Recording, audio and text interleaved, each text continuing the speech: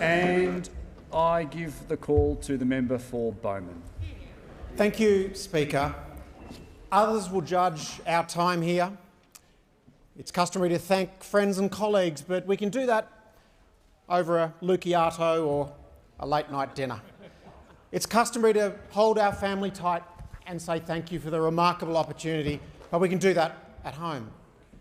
This opportunity, Speaker, I want to devote to thousands of Australians who never lost faith in what we do here. And at a time when so often, perennially in Australia, we are tempted to dismiss, discard or disparage democracy. There are so many people out there, colleagues, that cannot count their time here in days, months or years or even decades. They were never here, but they fought and provided the basis of this pyramid that we enjoy of democracy, whose apex is right at that dispatch box. They weren't just our campaigners, they were anyone who cared enough to fill out a petition, bang the table, dare I say, glue their hands, burn the doors, whatever they're passionate about federal issues.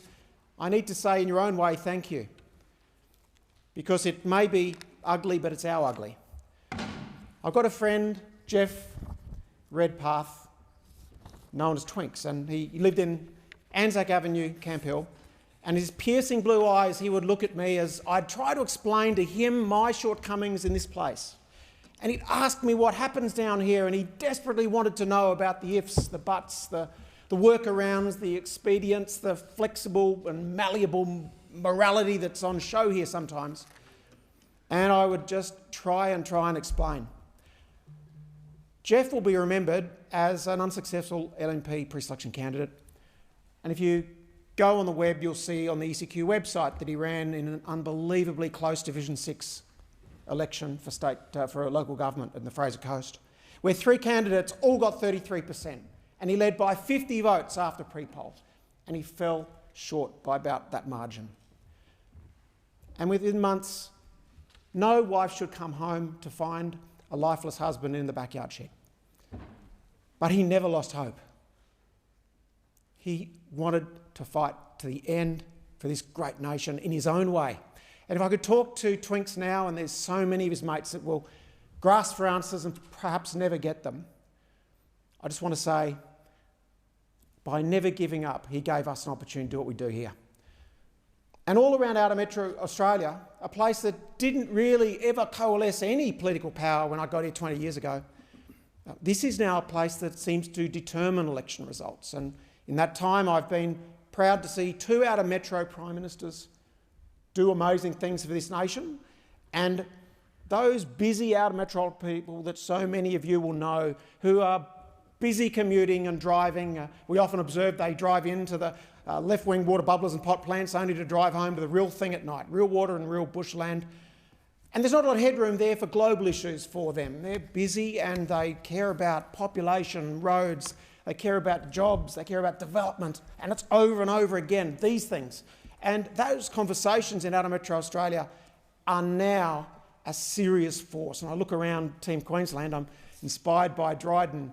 Some of them were princes of their land in those ranks. Team Queensland stood a team so variable that it seemed to me not one but all mankind's epitome, stiff in opinion, but often in the wrong.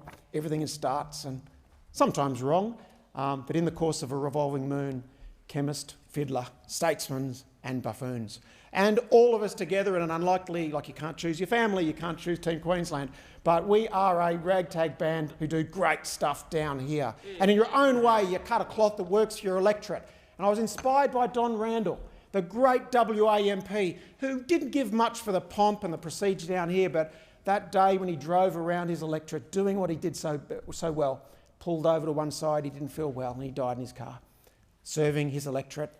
And he was, I argue, perhaps Ross Cameron is an exception, one of the first of those outer metro MPs who are here for there, okay? And this place is made by those people, and long may it stay that way. And all of you, wherever you are, whether you're sitting in tea rooms, recruiting membership, or you're filling out the petitions that got us a Defence Force recommendation for a next of kin medal, Kane Kerry Danes, whatever you did, that's what makes it special, and that's why I'm so delighted to have been here. Outer Metro Australia is not deeply ideological, right? So when you drive out from whatever city skyline you might inhabit and you head out into those parts, those expectations are simple, but if they see you're doing the right thing, they'll adopt you. I want to say a little word about social policy and a little bit about the place of activism on the right. Social policy is very important to me. I find economic policy sometimes a little formulaic. My apologies to the member for Fenner who has exceptional expertise in that area. But in social policy, the decision in 2001 was, do we join a party of economic credentials and fight silently on social policy? And in 2 decades that has changed. Forgive the partisan comment, but I'd argue that it is now this side of politics that is potentially the most progressive in reforming and rebuilding and reimagining social policy. Okay, we just don't fight for inputs, but we're fighting for outcomes. I think that's so important. And health policy, when I arrived, the member for New England was speaking up in the party room in a way that I was absolutely captivated by. I took a different path and just started working on pharmaceutical policy, something I knew a bit about, with Chris Bielke and Professor Philip Clark from the University of Melbourne. We mapped out a way to save the nation about $750 million every year. I didn't believe those figures at the start. The minister didn't believe the figures at the start. But to his credit, took on that idea before he lost power, and to Labor's credit, continued them. And to this day, that one single backbencher policy saves this nation $750 million a year and another $60 to $70 billion of out-of-pockets for non-concessional cardholders who paid way too much for their drugs for their kids. And that's what we're here for. I fought hard for education so the teachers in the poorest areas of Australia can have the gains they achieve in NAPLAN and ATAR recognised. We still don't have those metrics.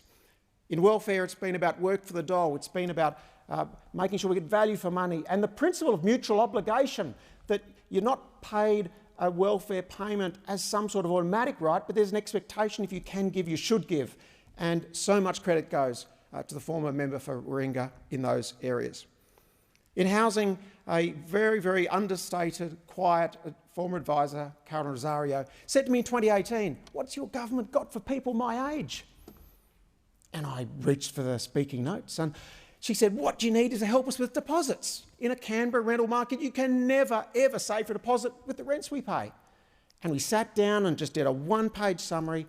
We sat down with the Banking Association, ironed out the glitches, took it to Assistant Treasury, took it to Treasury, and without me knowing, and we can argue over the provenance, our leader announced it at the campaign launch 2019. And since then, 56,000 families that would be renting today are in their own home, and they don't have to ask the landlord if they want to put a nail in the wall to hang up a young child's merit prize from school. And we know how transforming that is. Reserve Bank Governor just last week saying it's about income. It's about raising household income, and everything else is so able to follow. In Indigenous policy, these have been long trying debates, colleagues. You'd be right to say not much has changed. I spent a year in a semi-desert community, Largemanu, and we pioneered a breakthrough drug that's now the standard treatment for trachoma. And what I learnt there is we must never ever forget the needs of remote Australia where the Indigenous languages are still spoken at home, and never let that be washed away by general Indigenous statistics that don't reflect the true suffering in remote Australia. And we, colleagues, are marked on what we're doing in the farthest corners of Australia, a globally unique political challenge and an immeasurably hard one.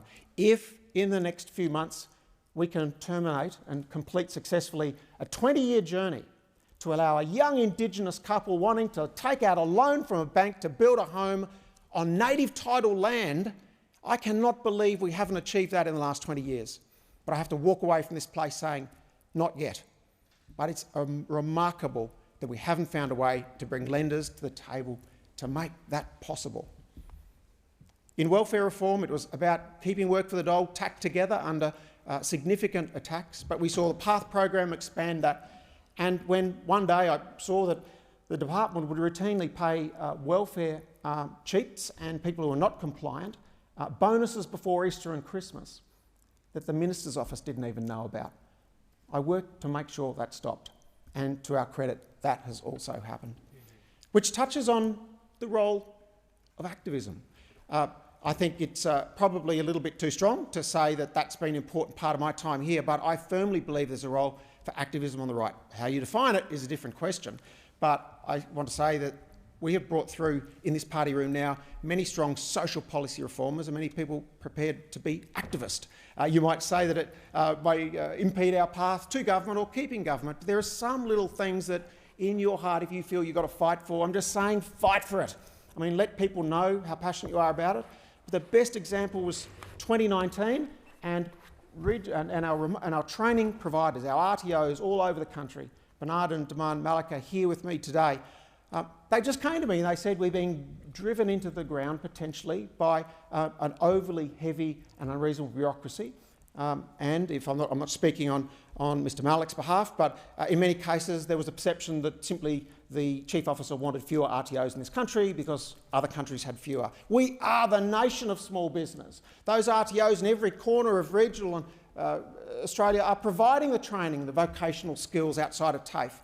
85% of that training is private, and to be driven off to court to the AAT and told to muscle up with a barrister and find $100,000 to keep your family business open when there was a chance to work together with RTOs was devastating.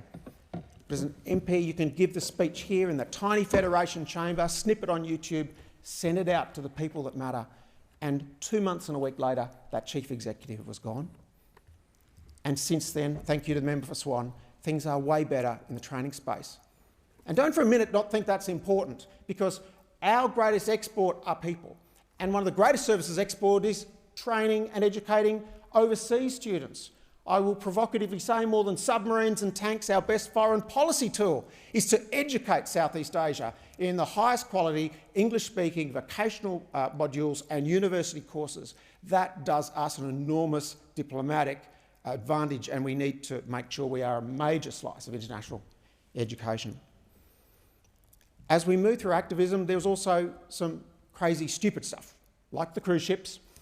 And you remember getting booted out of here for 24 hours by Speaker Bishop for the bunker oil that was spilt on the chamber here. And look, who benefited from that politically? I mean, honestly, was I going to get a couple of votes from Balmain mums or a few people that live around ocean cruise ship terminals? But honestly, for those companies to burn clean fuel in ports in every corner of the world except Australia because we didn't mandate it, and they keep burning the disgusting stuff I thought was disgusting. So speak up on it, and they were finally dragged to the table to do it. If there's a way of being activist about small things, I think that makes a huge difference. When we saw in Logan the streets torn apart and fence palings ripped off and everyone mugging each other, it wasn't in these interracial fights a case of we needed more social workers. I made the obvious observation they needed jobs and opportunity. If you connect the disadvantaged and the dispossessed into work, that's the difference. And I was absolutely ratioed for it, but months later, after the dust had settled, all the inquiries said just that. If we can start to think about the importance of connection to the economy as the solution, I think that's really important. For our South African colleagues, when I saw the farmers being murdered and mutilated, I asked just the fair question, is it completely mutually exclusive to be white and a refugee? And it isn't. And it was important to ask that question of DFAT, and I give them credit that they looked at that hard, and we've also had designated area migration agreements that have provided a partial solution in this most complex of social issues. But these elements are utterly ones that we can all choose in our own time to fight. Now's the time for the sealed section. There's only people sitting around me because I promised to read out a few of the myths that deserve to be busted today, and in most cases they're all going to be yes. It is true that I broke into a biohazard scare area with a white powder scare in my time in the ministerial office purely because I wanted to check my emails. That is true. I was then had 12 hours in there being fed McDonald's Big Mac meals by a dude in a biohazard suit. The only upside was getting a biohazard suit. Doing my best for the Howard government. I remember Mr Howard asked me what I need to know about meningococcal. I said, Prime Minister, there's only 3 things you need to know. Before you ever say that to a Prime Minister, make sure you know what the 3rd thing is. I was writing a speech for the Prime Minister and for my boss in the Senate, and I had the strange failing to write that this vaccine would be funded for those 18 and under instead of under 18. And when a colleague of me was listening and he tapped me on the shoulder, he said, which one was it? We realised we'd just spent, without any authority, about $20 million on meningococcal delivery to 18-year-olds. Thank you to my team for finding some kind of workaround. Of course, I also need to fess up here about my leadership aspirations and my leadership challenge in 2007. It was messy. I was tired of what was happening between Howard and Costello, and I decided I would announce my leadership bid for the following day at Party Room. I thought I'd run those lines by a few staffers at the Holy Grail, and only later I was told that one of them in the group was John Howard's son. As I walked away to the sound of my own footsteps, I'm sure the first word was, "Who is that guy?" It wasn't good, nor pretty. But inside this building, there's some special memories as well. And the first one is that we may hold the record for making a division in this chamber from the furthest distance. I was in Civic on the corner of Constitution and London Circuit, luckily in a car. We got green lights, and if you can do it at all, you can do it with ease. But I was hurting inside, and that's a record for you to break. I'm looking to Angus Taylor for that, whom I've raced perennially up and down that bloody red hill. And when I asked him, "Mate, what's your best time?" and he told me, I went out and I broke it by 10 seconds. He then revised his time and said, "I told you the wrong one," and told me he was actually 5 seconds faster than what I'd just run. I said, "Mate, I want to see the metadata." It's never been forthcoming. So Comcar have been an important part of our lives, and I must confess, yes, it is true that I, having lost my phone down into a storm drain getting out of a Comcar, the Comcar driver did dismantle the storm drain and lowered me headfirst in, holding onto my belt, while I foraged around to find the device. We did, and I nominated him for Comcar Driver of the Year. He came second. It was rigged. So we move forward, yes, to the media, an apology to the Melbourne Age on not one but two occasions. First of all, when they phoned up and said they'd identified what they believed to be a first-term MP wearing board shorts after midnight with a mattress on his head in Howard Street, Kingston. We said deny, deny, deny, but I was completing a move between apartments.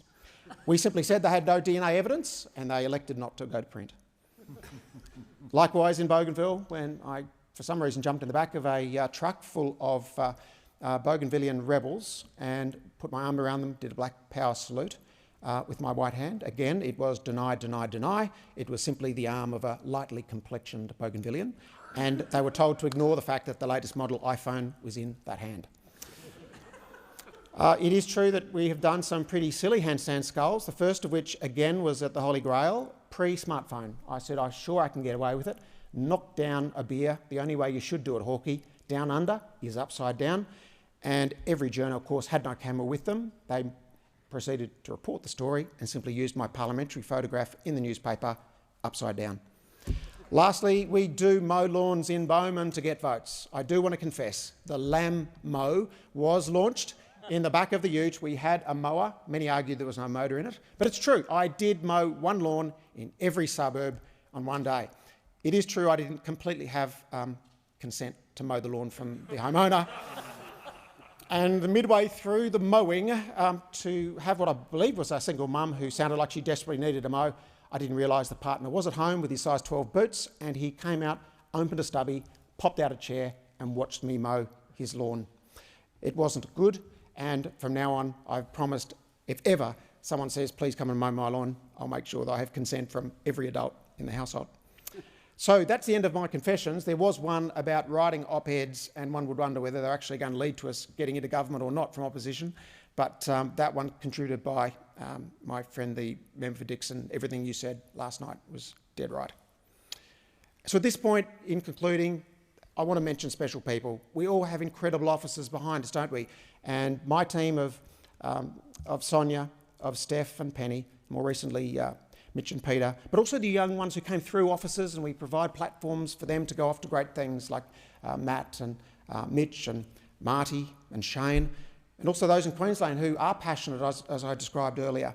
And I think about everyone from the President, Lawrence Springboard, to Lincoln Folo, but Guelph Scasola and Con Galtos and passionate people like Craig Luxton. Those people all exist in every one of our lives. And in this chamber, of course, I've referenced Team Queensland. I've loved talking welfare with the member for Pearce, someone who I think will be greatly missed in this place. On the other side, already member for Fenner, I always remind you, sir, it took you 4 times as long to get your Harvard degree as it took me. After 12 months, they said there's nothing else they could teach me. And then, of course, also the Deputy Chair, Lisa Chester, has done an awesome job standing by the work of the committee, and Maria Van Vakenu, my neighbour. Further afield, Gareth Ward, the man of impeccable character in New South Wales Parliament, and Stephen Marshall, Premier of South Australia, who took me sailing lessons, and we rammed straight into the Marinas Rocks with a journalist on board. Thank you for that, Stephen. But also, I guess, to be honest, I thought hard about just how inconsolable I'd be at the time that I talk about family. But I've been nothing but elated, and I want to celebrate and thank this incredible time I've had with my family through this job. And I either need more empathy training, or our time at home has been truly incredible. I mean, there's nothing better to all the dads out there than coming home 18 times a year and getting that massive Groundhog Day hug, like you've genuinely been missed. To have your daughters come up and say, "Dad, you're back already." "Yes, darling, it's a short sitting week." "Okay, and then a couple of days, "Dad, when are you going again?" So they have at home an incredible place to grow up. Thank you to my lovely wife. And I want to say to you, Alessia, we've got a community that's given us incredible support. We have got through that, and your story, which is an amazing one, is now inexorably interwoven into the story of Australia. I dumped you into the Work Choices election in 2007. You had no idea what was going on, but you'd roadsides with me, something we've pioneered from Bowman that has now afflicted every campaign in Queensland. I can remember my wife coming to me and saying, "Darling, they all seem to know your name." And I remember a tradie driving with his ute, window came down, he clearly wanted to say something, could be good or bad. He looked me right in the eye and he went like that, pointed at my wife and went like that. And drove off. "Whatever it takes, Joe, whatever it takes." But Alessia, your story is remarkable. Your grandmother was a Belarusian partisan who was basically living in a burrow while the Nazis overran the country. Her husband went out briefly to try and find some supplies, came back, and his wife and children were gone, and they'd been found. And it's a hard story because, that mum looked after two kids as well as she could, but they died in her arms of starvation one by one on a forced march. And she could have been liberated. The Americans arrived, they gave her a choice of any country in the world, and she said, "No, I'm going back into Stalin's Russia to find my husband." And she did. And they spent winters eating bark, but they were together. And she had more kids, and that's why you're with me, Dale. And that story, they're your elders. And those elders and that history is now part of this incredible social experiment we call Australia. And I think that is truly, truly remarkable. I remember sort of in 04, I quoted Robert Kennedy, and I remember PM Howard leaned across to Christopher Pyne and said, "Clearly one of yours, Christopher." But in that fabulous South African speech in 1966, he said that each time a person stands up for a principle, every time that they act to look after the lot of another, or they take on an injustice and stand up to it. Every time they do that, there's a tiny ripple of hope, and that is sufficient to sweep down the mightiest walls of oppression and resistance. They were words designed for South Africa, but I thought it was still an utterly reasonable test for what we do here. There may not be mighty walls, but they can seem pretty impervious down here. And those tiny cracks of opportunity, they come along every now and then, but they're the ones you grab to make this country just that little bit fairer and that little bit more understanding for the people that most need it. Never underestimate those people. Doesn't matter if they vote for you or not. You make an incredible difference in their lives. I talk about ugly, but it's our ugly. I talk about never dismissing, disparaging, or abandoning what we do here. Today I want to talk to all of those people who do that and give us the opportunity to be here, and if I can be judged on those grounds, so I will. #job done, no fuss. Thank you. Thanks for being here.